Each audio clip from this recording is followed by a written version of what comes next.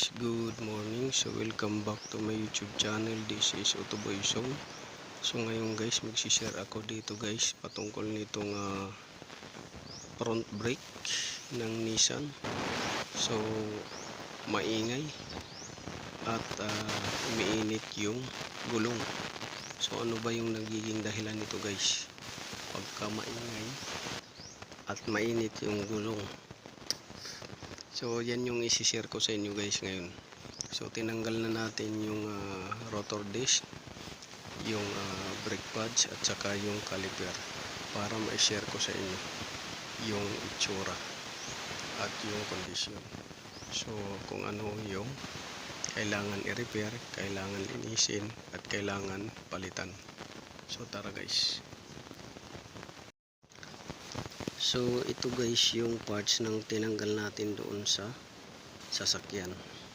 So ito yung rotor disc, brake pads at saka yung caliper bracket. So bakit maingay yung preno ninyo sa harap? So isang dahilan guys, baka wala ng brake pads or asbestos na nakalagay dyan. So ito pudpud na, bakal na lang. So steel to steel na lang ang nangyari dito. So maingay yung preno ninyo. At the same time, ito siya ay umiinit. So bakit nag-iingay yung preno ninyo?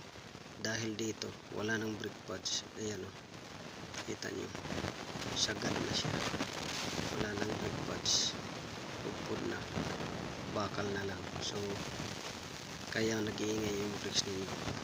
Tapos bakit umiinit yung preno ninyo o yung gulong?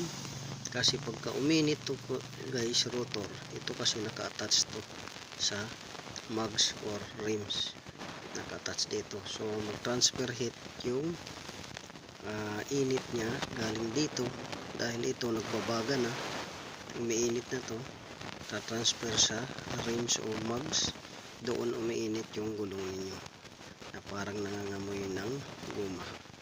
So ito, papakita ko sa inyo kondisyon. Ayan, wala na, kinain na ng brake pads dahil pudpud na.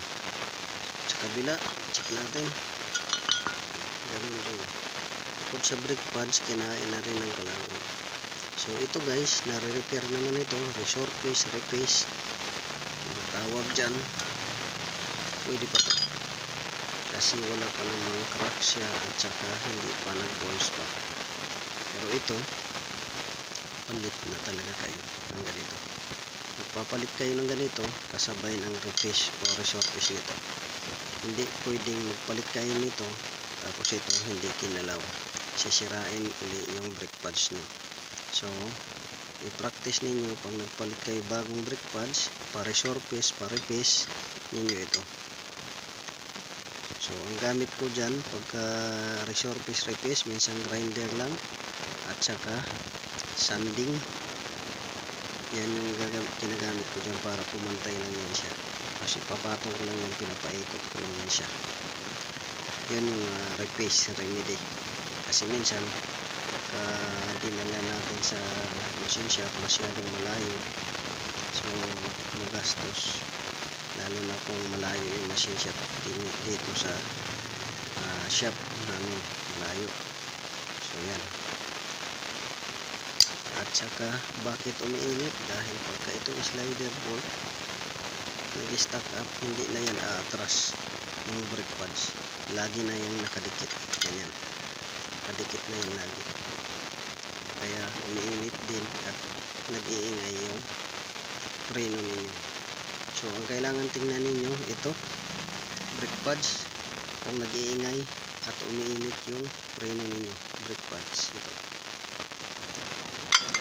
Pangalawa, itong slider bolt, baka maya stack up na yan, hindi na umatras, hindi na umabante. So yan yung titingnan ninyo.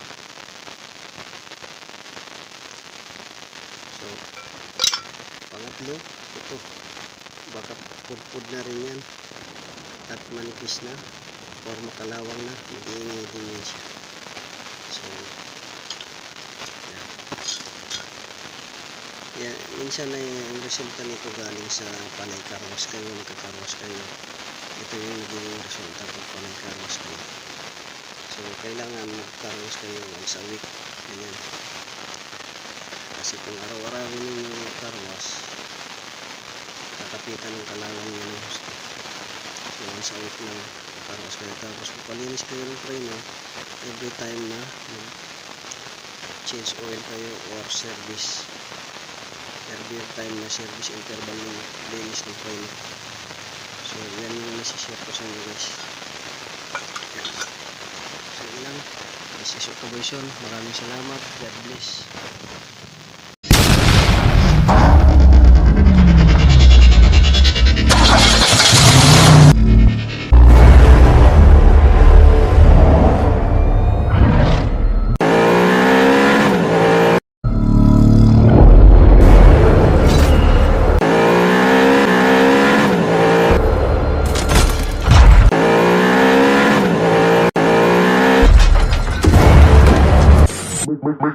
Make